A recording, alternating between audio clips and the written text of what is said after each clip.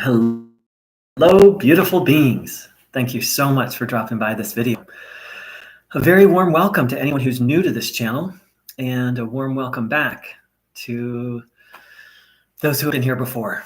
To those who are new, this channel is dedicated to the life, work, and teachings of a very special being named Bruno Groening. You can find out more about him on a website I've created, which is listed below this video and in the chat box. Welcome one and all. So, I've shared many times on this channel that Bruno Groening said that healing was only 10% of his work was about physical healing. And so I've asked the question many times, and well, what's the other 90%? 10% is, that's a very small minority. So what is Bruno Groening's teaching really all about? What is its purpose? Well, we know 10%, that's about physical healing. And then Bruno himself said, and it's almost an exact quote, to free the purely divine soul from the clutches of evil. That's what this work is really all about. It's almost a direct quote.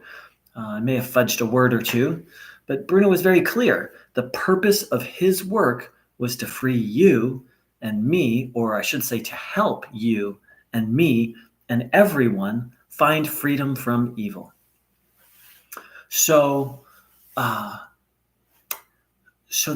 that's a very noble and on a certain level, you could say large goal.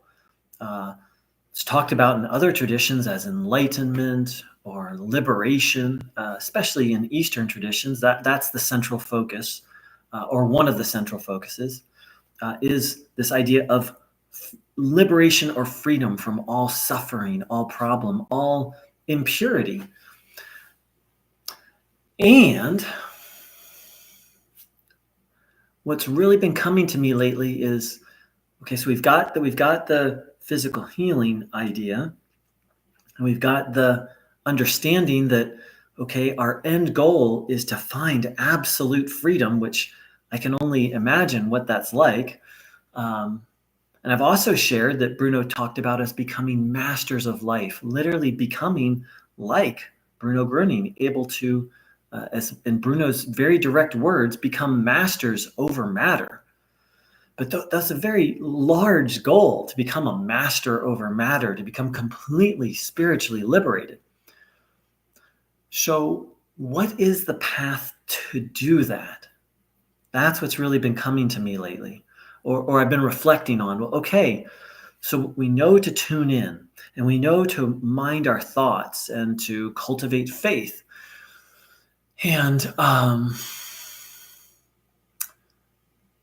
but what's the pathway to find spiritual liberation and to move us forward onto the path of becoming master? Is it just tuning in? And I don't believe that's the case. I believe it's a process of spiritual growth. And Bruno once said, I am for growth. I am for advancement, because everything that lives grows. So, but what does that look like? What does it mean to spiritually advance and grow? Well, different traditions talk about it differently. But Bruno gave us, I believe, some very strong hints about what that looks like. One of them is, I've shared this many times, the daily review. At the end of our day, to review everything that we did and to recognize where we fell short, and then to make a firm determination to do better next time. Because if we did something that was inharmonious or harmful, or you could say evil, we're probably going to do it again, because we're acting from habit until we change it. And so that practice, and in fact, Bruno called us to do that throughout the day, to be mindful of every thought, word, and deed, and to see if it was of worthy. I specifically thought, be mindful of every thought, whether it is worthy to be taken up. So So we've got these big goals of liberation, of becoming a master over matter. And we've got this practice of tuning in, which can help with everything and can heal the body. But what's really come to me recently is a change of character and a change of heart, and what it means to grow spiritually. People often talk about patterns that we have, these underlying deep patterns of behavior. And I believe that is a key component of what it means to become spiritually free and to grow. I shared, I don't know, maybe a couple weeks ago on here that I had healed one of the most significant patterns of my life. That was this desire to be a monk, or trying to live partially like a monk, or really trying to live fully like a monk, that's just not what I'm cut out for. So this was a deep-seated pattern that was influencing every area of my life, all my relationships. It's like it was something that was running in the background that was influencing my life, and not in a positive way. Obviously, it pushed me towards spirituality, which is positive, but it was doing great deals of harm, because I'm just not cut out to be a monk in this lifetime. Maybe I was in the last one. Maybe I will be in the next one.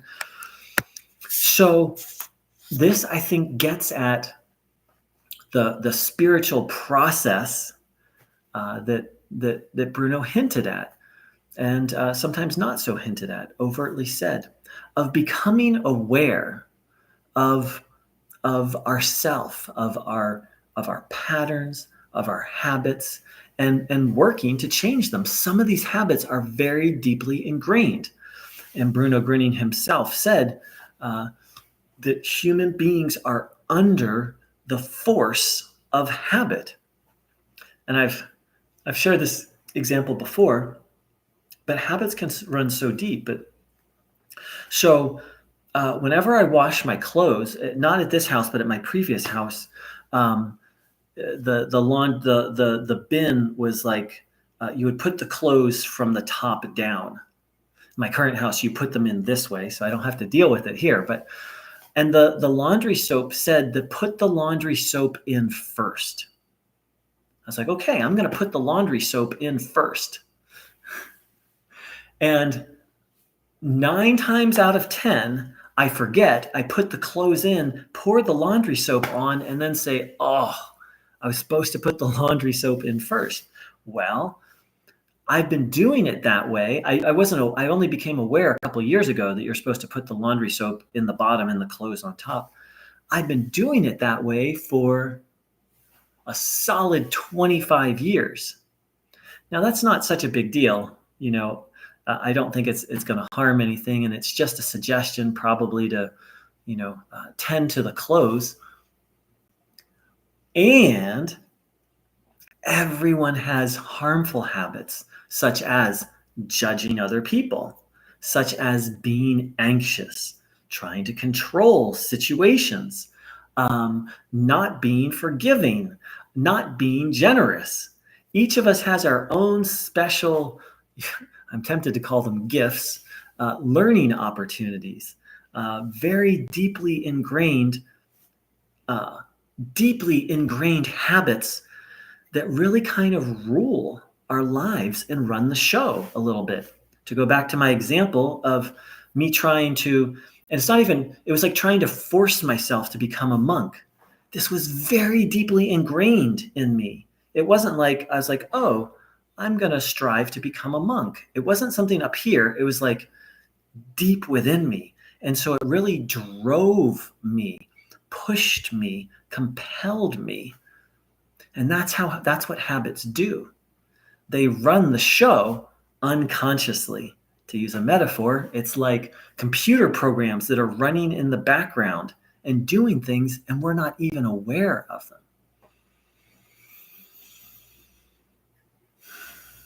So I recently interacted with someone who's very dear to me, and I hadn't interacted with him in a long time. And we were working on a project together. And right, maybe after day 2 or day 1, this person said to me, I'm really bossy, and I pray every day to be less bossy. And I was like, I never really thought that of this person, but I'd never done a project with them. But wow, doing a project with them is a whole different relationship. And they were very bossy and controlling, and you know, uh, like they just wanted it done their way. And it was like they were driven by it, possessed by it, pushed by it. So, um, I don't say that to judge them, because I have my own shortcomings as well. And I have my own deeply ingrained habits as well. So I believe a significant part of the path that Bruno taught was becoming aware of these deep seated habits and changing them. Now, on the surface, this sounds, it's a very simple idea, but to actually do it, as my example with the laundry, when you've been doing something the same way for 25 years, it's kind of ingrained. This particular person, they've been bossy and controlling for most of their life. So to overcome that is not easy. And so that's where the rubber meets the road, is, you could say in psychological terms, the transformation of character. But ultimately, I think from a spiritual perspective, what this is all about is getting in touch with our true self.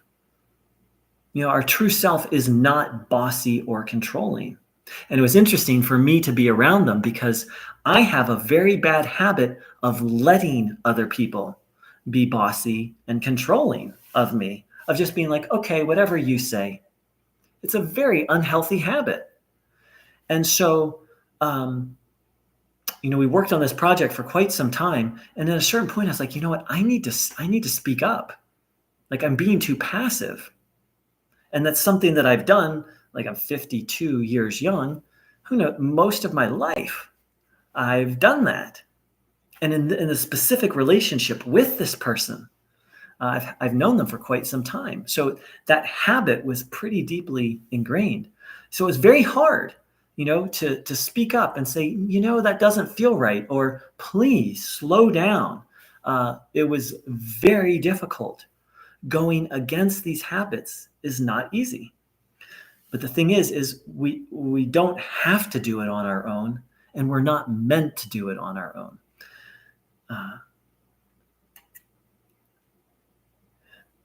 Because in my understanding, anything that's negative ultimately comes from evil, and we can't overcome evil without the power of God. That's one of the fundamental things that Bruno taught. So to overcome these habits, it's not just like, okay, I'm going to make this change. It's like asking God and Bruno for help. But first you even have to become aware of it. And then comes the striving and the hard part. And as Bruno said, if you want to achieve God, you must strive for it.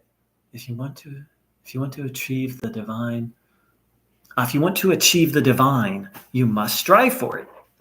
And it can be a little bit like a battle. Like one day with this person, like in one moment, I was very like firm and solid. And then I went back to passivity. And then I went to like, okay, no, I got to be strong with this person. Then I went back. So it was very interesting to watch myself battle with myself. And I did ask for help, and I did tune in. And the next day I did much better.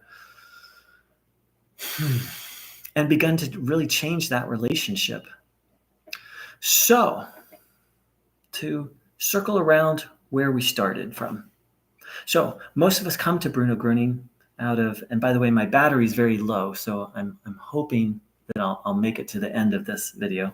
But if it cuts off, my apologies. So, to circle around to where we started. So, most of us come to Bruno Groening seeking physical healing, and that's very important and very glorious and wonderful. And Bruno said that physical healings were only 10% of what his work was about.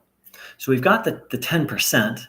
And then I talked about what Bruno said about the ultimate goal of his work, which is to free us from all evil and for us to literally become spiritual masters that have power over matter just like Bruno Groening. But that's a very lofty goal. And so most of us have learned the basics about healing physical illnesses, but what's the pathway to become free, to become fully liberated or a spiritual master? And again, I am not that, so I'm only sharing my best understanding. And one of the key pieces that's now, I feel, come to my awareness is to really seek, to really take inventory of ourselves, of our shortcomings, of our weaknesses, the places where we're not behaving harmoniously, that we're not doing the good. And in some cases where we're doing evil, where if we lash out at people, or we're dishonest, or we don't speak up. Initially in this doing this project with this person, I wasn't really speaking up. And that's not right. To have an idea or to think, no, we should do it this way, but to not say something, that's evil, literally clenching down on the spirit, on the soul. So this process of taking inventory and then seeking to change the significant habits so that we're not ruled by habit. Because if we're ruled by habit, we're not in the present moment. And if we're not in the present moment, we're not connected to the divine. And then to circle around, maybe to sum it all up, Bruno talked about becoming a God listener, of being guided by the divine.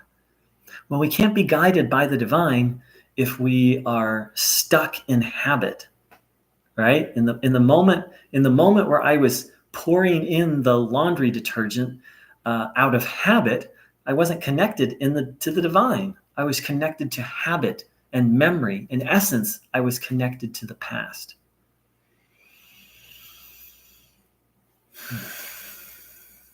So all these things fit in together.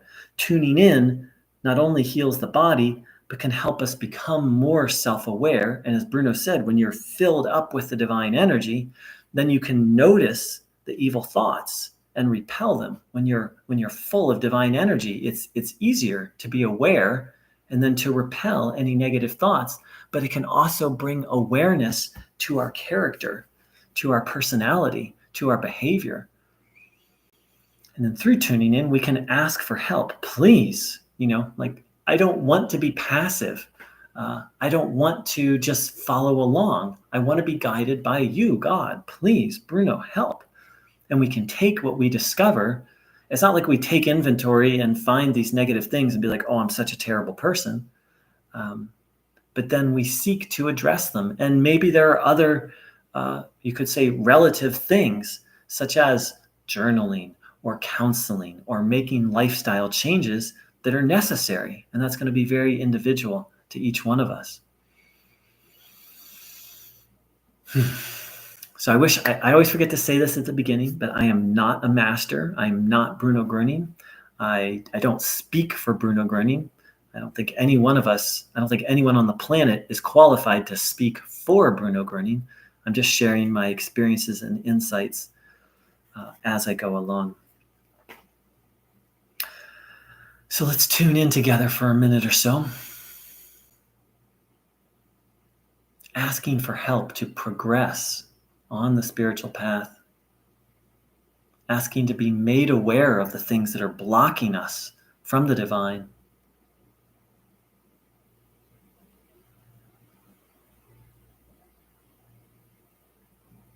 Asking that we become more and more aware of ourselves so that we can notice when we're acting inharmoniously.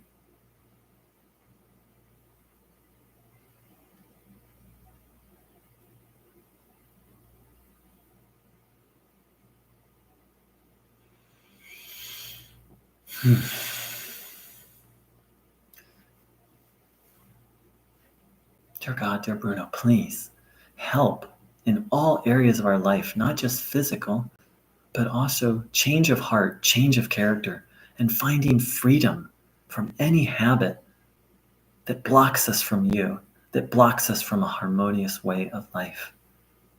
Thank you, thank you, thank you. All right, everyone. Thank you so very much for dropping in. I wish everyone a blessed, blessed day. Thank you so much for your time, energy, and attention. Take care. Big love.